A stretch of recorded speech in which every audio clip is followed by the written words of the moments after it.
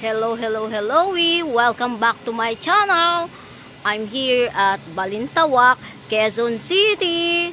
To title, 200 square meter plus 1,448 square meter with total lot area of 1,648, 90 meters away to EDSA Port.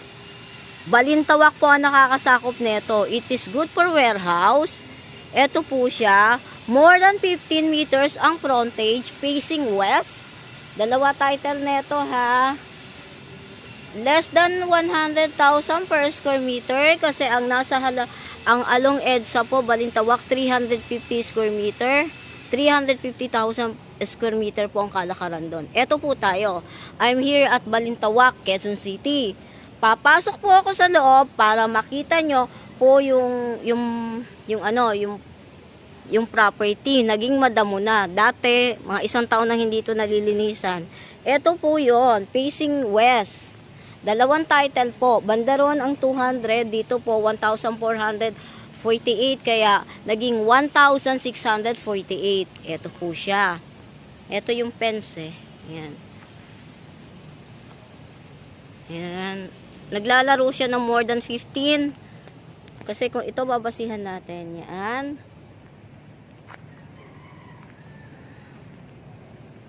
Mga katabi, ayan, mga warehouse. Good for, pwede siguro itong land banking or small community townhouses or warehouse.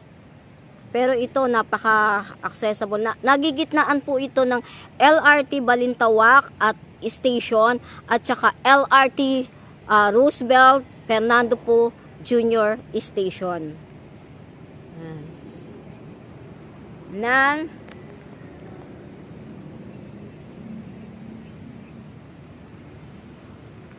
hanggang dito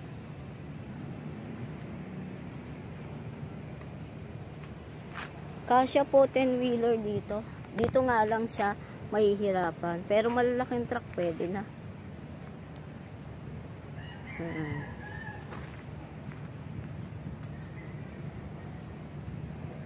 Kaya ako po talaga pinupuntahan bago ko hawakan. Para at least alam ko. O yan. Ito po may right of way dito para nagbigay ng daan.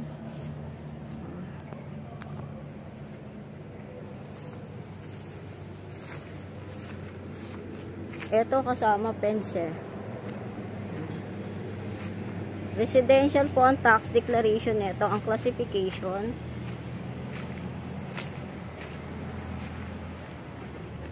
Ito po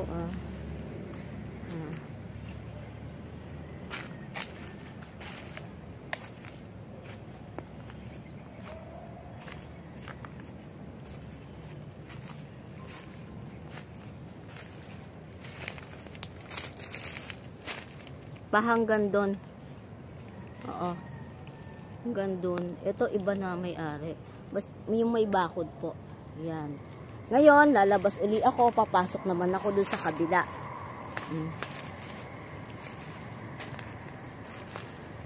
Pati mamaya, paglabas ko ng EDSA, ipapakita ko po sa inyo. Wala naman makakadirekta dito eh.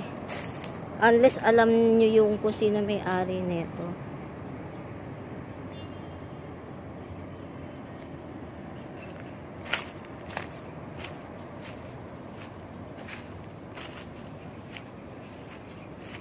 $1,648,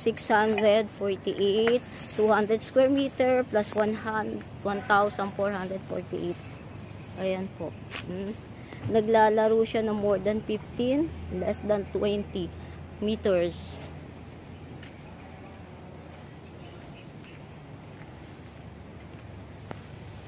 Ito yung daan, yung right of way na magkabila ang property. Ito. Then, papasok po ako dito.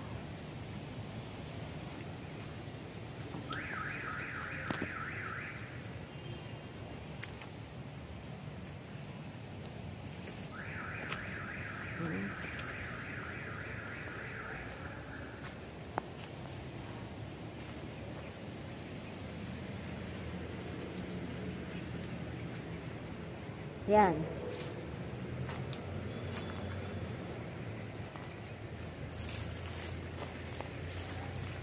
Pasok po ako dito. Yan.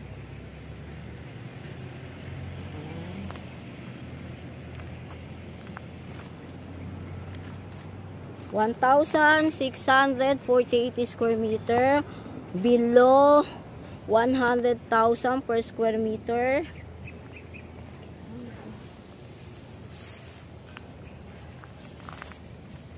Ayan.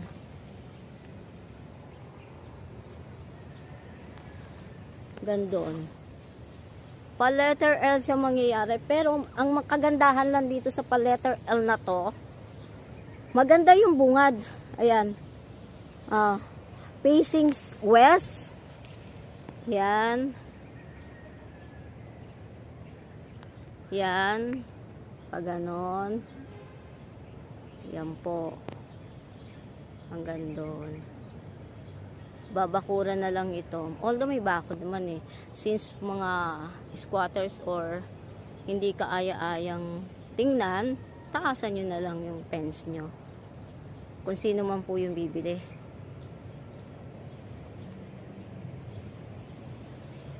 Yan, lalabas po tayo ha, hanggang EDSA.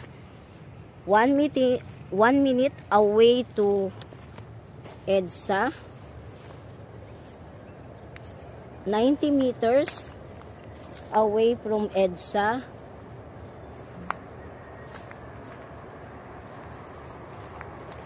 Below 100,000 per square meter ang bentahan, negotiable. LRT po yung naririnig nyo. Nagigitnaan po ito ng ng Balintawak at Muñoz station ng LRT 1. Aray ko. Dahan-dahan lang ako kasi may baboy. Ayan. Ayan. Ngayon, lakad tayo. Kasya dito, 10-wheeler. Ayan. O, ayan na po yung DMCI ito eh. Ng Muñoz. Sinya condominium.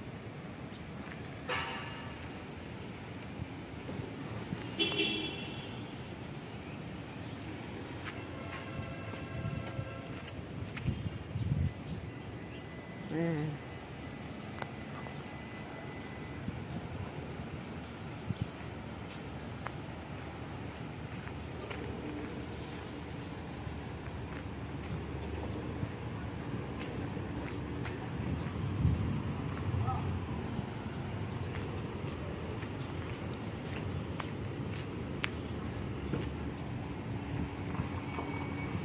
Kaharap po natin yung bilihan ng tiles.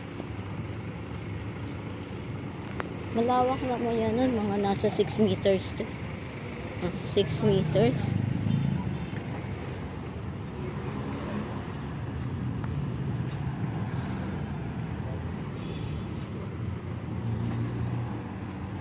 Yan, EDSA Balintawak na po tayo. Ng Wilcon Depot. O ng Home Depot, Balintawak.